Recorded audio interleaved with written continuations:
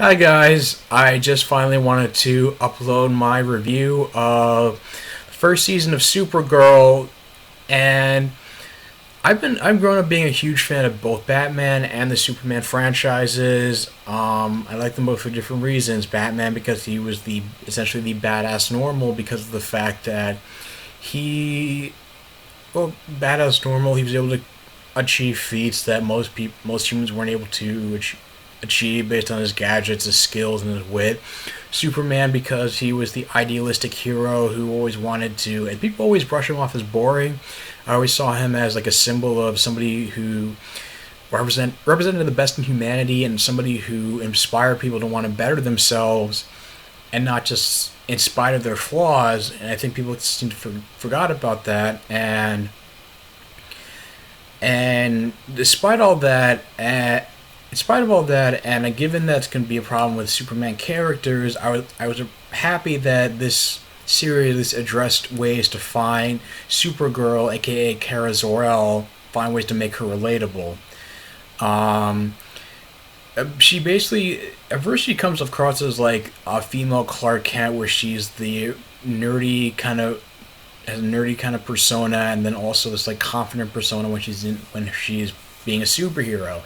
Except her nerdy persona is not really an act; it's just basically a part of who she is. Like that's basically they decided to go with Kara Danvers, her adoptive name being the real persona and being her actual personality, and I guess you could say that Supergirl is the mask. Um, and it makes her very relatable, not just to women, but just to people who are just kind of trying to feel comfortable in their own skins and just not. And they also find a way to various episodes where they're trying to find ways to make her vulnerable, more relatable. Like learning not to rely on just brute strength. Also, just like rely on technique when fighting aliens that are have equal or greater strength than she does, or when she's trying to commit acts of heroism and she's trying to move a boat, an oil rig, and she accidentally ruptures the boat and causes an oil spill at the bay in National City, or where she tries to stop two drivers from running over children in a school zone because due to road rage. And when a guy tries to punch her, she catches the punch and crushes her hand out of anger. And they address the double standard as to how she has to learn to control her anger because guys are known for being physically aggressive and hot tempered, whereas a woman loses her temper, there's a double standard, and she's subjected to more scrutiny as addressed by her boss, Cat Grant, she's basically like this like basically this like cold, basically just ice queen. Basically just treats Kara like crap, like a nobody. She never remembers her name, and all she does is ask her to fetch her to get coffee, and she always seems like she's just a bitch for the sake of being a bitch.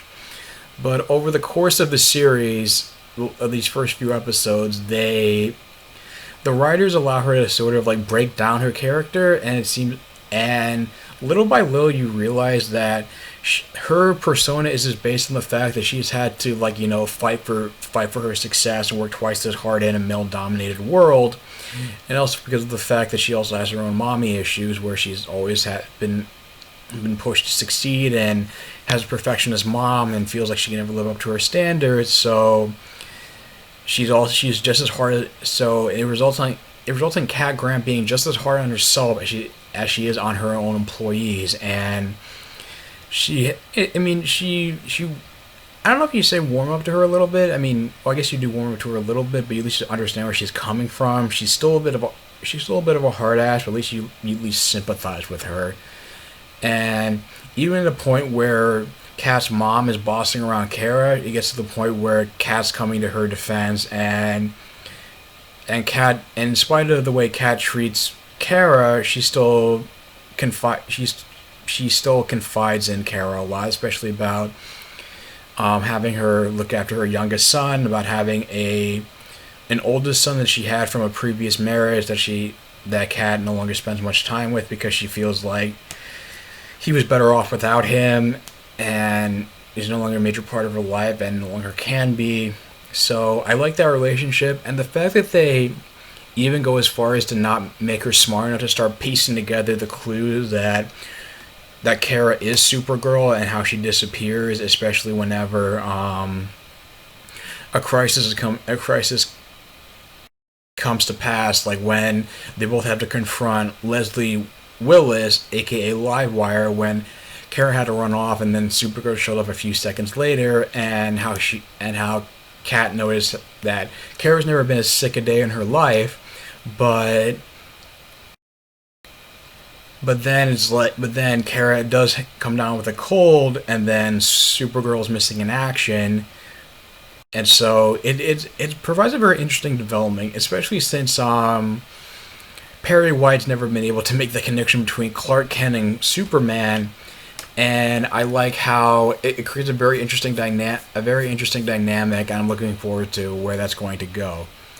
Now, as far as James Olsen, or AKA Jimmy Olsen, I'm not one of, obviously, for the obvious reasons, I'm not one of those people who cares about, what race, the race of the actor for who they cast in these roles. The problem is that the actor who they cast, Makad Brooks, I mean, he looks like a supermodel. So it's the fact that, and Jimmy Olsen, I mean, they didn't have to make him like super nerdy. It was just the fact that it creates this like cognitive dissonance where it's like I'm pro for interracial relationships and ability over appearance, but on the other hand, it feels like it just feels like the character is less relatable now, just because it just feels like he's kind of just like alpha male, and he's just somebody I have a hard time believing that he was ever like nerdy just because of his general appearance.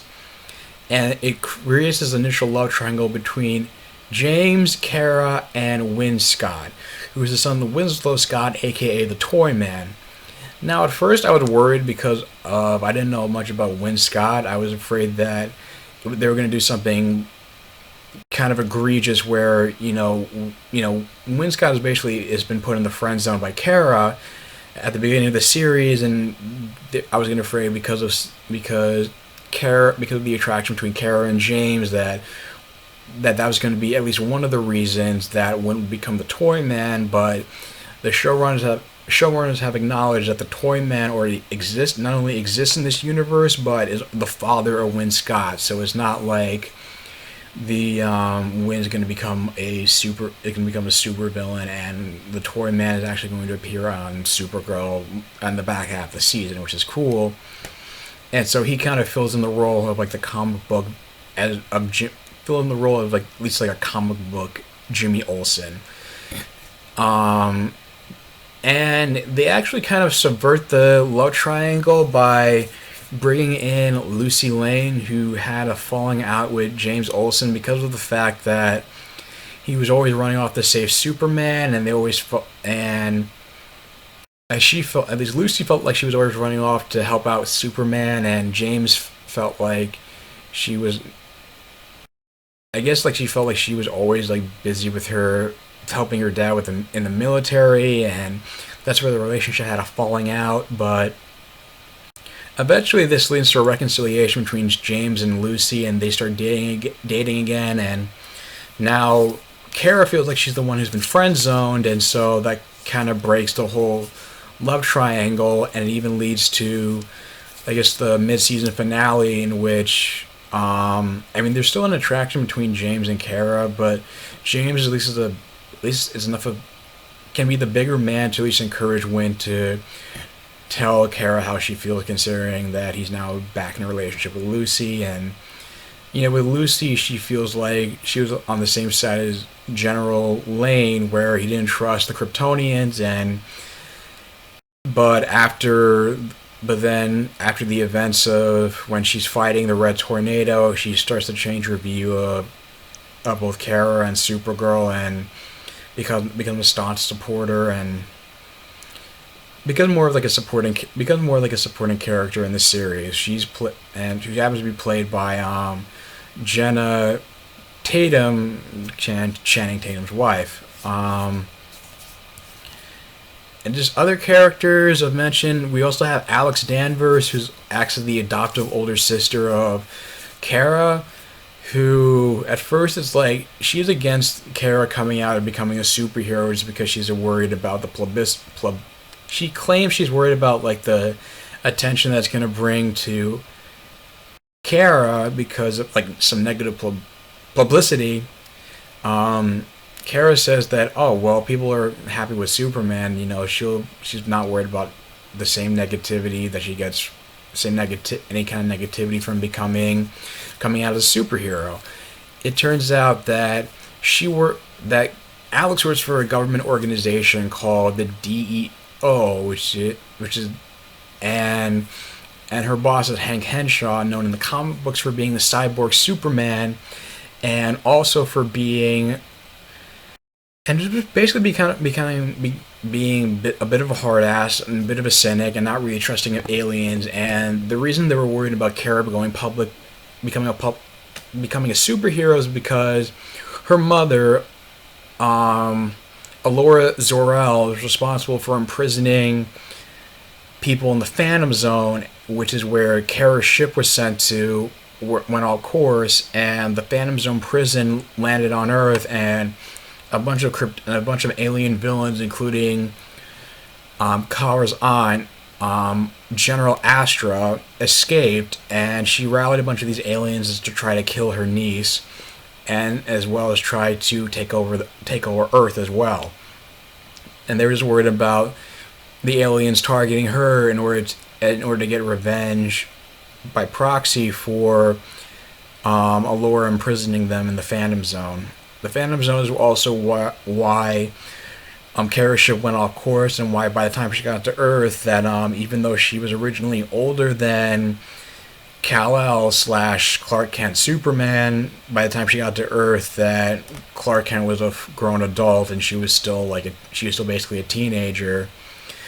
And after the reluctance of Hank Henshaw, she allows Kara to work with them in order to deal with these alien prisoners and different threats. And it's also revealed that Hank Henshaw, a long time ago, when Kara crash landed on Earth, had blackmailed Kara's adoptive father into working into the DEO, or else he would have taken Kara from their home and experimented on her and learned more about Superman and Kryptonians. So they try to learn more about what happened to their dad because he was mysteriously vanished and was killed. And there have been signs of Hank Henshaw having like glowing red eyes, and at first when I saw the glowing red eyes, I had doubts as to who it really was until I was proven right that he's really not Hank Henshaw at all. He's really just Martian Manhunter in disguise, who had killed the original Hank Henshaw, who had tried to kill him because he was an alien, and I guess Kara's adoptive father had died trying to protect him, but he made a dying promise to Jeremiah Danvers to look after his daughter. So instead of just doing a whole, Harrison Wells twist like they did on The Flash, it was nice that he was an ally, and I was glad they were able to introduce the Martian Manhunter into the show. So far I've been pretty happy with the series. I mean, there are times where I feel like it's been a bit heavy-handed about, women can do anything men can do, and at least that's my personal opinion, and I guess it's only because, I'm very well aware of that. I mean, yeah, they can totally do anything. They can totally do anything men can do, but I guess because it's sort of but given that we live in a pretty sexist society, I can see why they can be pretty preachy about it, and at least I'll give the show credit for, unlike the other Greg Berlanti and company projects like Flash and Arrow, this is at least a show that has a point of view about stereotypes, and at least not just for women, but at least in back in the episode where Kara was addressing how to channel her anger, they had James Olsen talking about how he has to worry about the angry black man stereotype as well. So at least they're addressing those kind of social issues in this show, and props to the showrunners for doing that. I guess my biggest gripe about it is that and also, speaking of James, I liked how they at least, even though I didn't think he was like, had my gripes about him being nerdy enough, they at least addressed the fact that they both kind of feel both. He feels like he's kind of living in Superman's shadow, and that's part of the reason why he moved out to National City, and something that allows him to relate to Kara on that level. Um, my biggest gripe with the show is the villains. They're just pretty bland, standard villains of the week, except for Livewire, who I've been very happy with, who's been one of my favorite Superman villains in the Superman mythos, and I felt like this is like the only time I've seen her in live action was in Smallville. It was like season 8, the episode Injustice, where it was like she was just in one shot and then she was killed by like a bomb that was placed in her neck by Tess Morgan, and I was disappointed about that. This was a more faithful adaptation, albeit by the numbers, adaptation of Livewire, as I've seen, I guess, in comic books and also the Superman the Animated Series. And so I was happy about that. I'm lost my train of thought. But I mean, also like General Astra, she wasn't a very interesting villain. She just seemed like to be like a gender flipped version of General Zod, and and it wasn't until probably like the mid-season finale where they addressed the fact that Astra was imprisoned in the Phantom Zone because she used a locator that Astra had given to that Allura used a locator that Astra had given to Kara as a way of trying to track her down and imprison her, and it kind of made Kara realize that that Allura Zor-El is not above like being underhanded like her twin sister Astra, but it also led to a cliffhanger finale where went into a fight where neither one was willing to kill the other, in a fight that was kind of similar to Man of Steel, just minus all the destruction of buildings and people dying and stuff like that. Neither one was willing to kill the other. Astra was brought captive, and it was basically as a means to distract them from non-League and Army to attacking like a plaza. I think included Maxwell Lord, and Kara had to go to the rescue. Now Maxwell Lord, he's somebody who is they made him more like the show's version of Lex Luthor. He even went as far, he blamed the government for the death of his parents. He didn't trust the government, but he's also somebody who was willing to go as far as to pay somebody to kill him and start a bomb threat in order to learn about Supergirl's identity and test her powers, and also become.